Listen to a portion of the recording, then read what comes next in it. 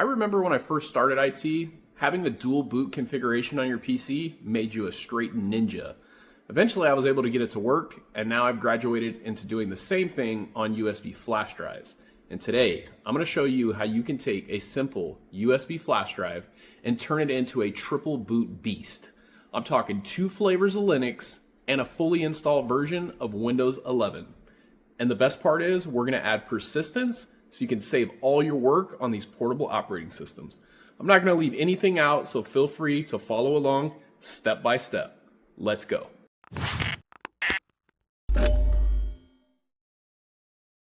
If you are following along, you will need a few things. First is the obvious, a USB flash drive.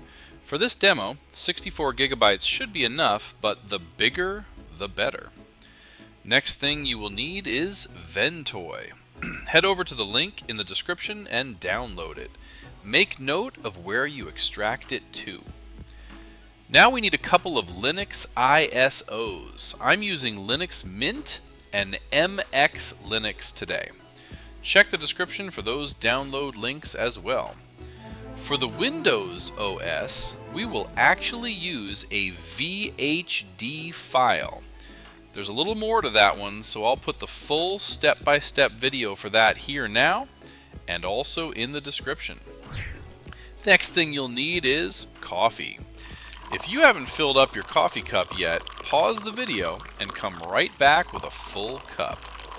Alright, now that we have our caffeine fix, it's time to download our persistence files. These are what allow us to save within our portable Linux operating systems. Reference the chart shown here. Link for this is also in the description. Scroll down until you see the link to download the pre-made persistence files. Click on that. This should take you to a GitHub page. Scroll down here until you see the link to download images.zip. That'll only take a second to download. Now go ahead and extract it. You'll find a ton of zip files inside. You'll want to make sure you extract the correct persistence files based on the Linux images that you are setting up. If you need to rewind and reference that chart again, now is the time to do so. I usually grab the 4 GB ext4 version for each flavor that I am setting up. Go ahead and extract these and then rename them so they are easily identifiable. Now the last thing we will need is a plugin to make that VHD work.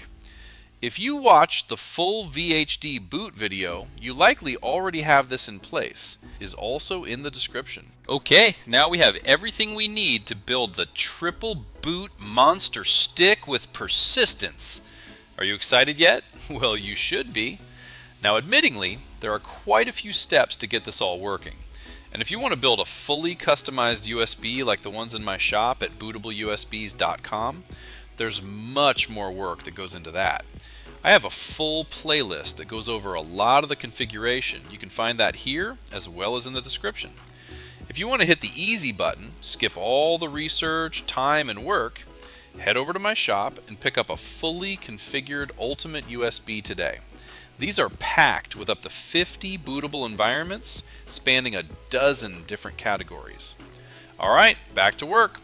Plug in that USB and then head over to the directory where you extracted Ventoy. From there, launch the Ventoy 2-disk executable. Now this is the most critical step in the entire process because if you get it wrong, you will be in some major pain. Make sure you select the correct drive before you hit install. If you don't see your drive, try clicking the green refresh button and then checking again. Once you are sure you have the correct drive selected, go ahead and click install. You'll get a prompt just warning you that it's going to wipe out that drive. So if you have anything on it, make sure you back that up to another location ahead of time. Once that completes, you now have a Ventoy enabled flash drive. You can close Ventoy now. Open the Ventoy partition of the flash drive in File Explorer and create 3 folders. One called Ventoy, one called ISOs, and one called Persistence. Grab the two Linux ISOs from earlier, as well as the Windows VHD from the other video I linked, and pop those into the ISOs folder. Congratulations! You now have a triple boot USB! But we aren't going to stop there. Let's add persistence. Grab your two persistence files from earlier, the ones we renamed to correlate with the ISOs, and drop those in the persistence folder. Also, grab the VHD plugin image that we downloaded, use the one under Windows 10, and drop that into the Ventoy folder on the USB. Okay, you should now have two Linux ISOs and a Windows VHD in your ISOs folder, two persistence files in your persistence folder, and the VHD plugin image in your Ventoy folder. If that all tracks on your side, you are ready to move on to configuring the persistence now. Head back to the directory where you extracted Ventoy, and this time we are going to launch the Ventoy plugson executable. This will bring up a small box where you should see your Ventoy flash drive.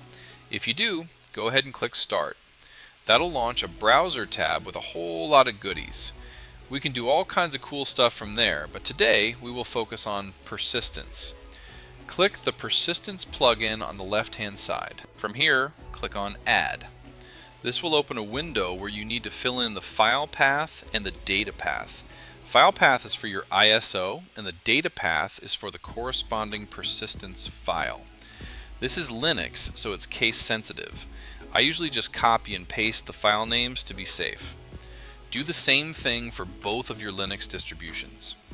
Ventoy automatically saves from this page, so once you are done, just hit Stop on the plugson app window. That should kill the browser session, which you can now close out of. Then just hit Exit on the plugson app and your configuration is complete. For reference, you can crack open the Ventoy folder and note that it created a configuration JSON file for us. If you view that file, you'll see the JSON configs for persistence that we just programmed in using the plugson app. Alright, now the fun part. Time to test it all out. Alright, we're back. We got the USB popped in here. Let's power on the laptop and boot into our Ventoy enabled stick. Alright, I'm going to choose the USB from the options on the boot list. Okay, there we go. It doesn't look as fancy and cool as the ones over at my shop because, like I said in the video, I put a lot more time into those as far as customizing backgrounds, creating directories, organizing things with custom icons, all that good stuff. But hey, this is the meat and potatoes of it, and we're here to test our work. So we see Linux Mint, MX Linux, and then Windows 11 Pro Lite, which is our VHD. So I'll go ahead and boot into Linux Mint first. We'll just let it load up. What we'll do to test persistence, create a file on the desktop, reboot, boot back in via the USB and make sure our file's still there, which means our persistence would be working. With persistence, very important part there, and you see the persistence file spelled out for you. Linux Mint is booting. Alright, and we have a desktop here on Linux Mint, so let's go ahead and just create a simple file. We can even do a folder, it doesn't matter either way as long as we see it. Empty document, just call this test. We'll open it. And we'll just get super creative and say testing. And we will save that and close it out. And there's our file. So after a reboot, without persistence on a live operating system like this, anything you do is obviously gone. But this has persistence, so it should save it. Let's go ahead and validate that. We'll reboot. And we will need to boot back into the USB again. I'm going to speed some of this up like I already have been. Choose the USB again. And we will choose Linux Mint again. With persistence. And here's our test. Once it comes up, we should see our file. Alright, there's our desktop, and look at that. There's our test file. So if we open that up, we should have our super creative message that we created there, testing. There you have it, folks. Persistence is working. Now we could do the same thing on MX Linux. It's basically going to be the same thing. I've done this a million times. But instead of doing that, let's take a look at the Windows VHD. I want to tell you a couple things about that. So we'll boot into that one next.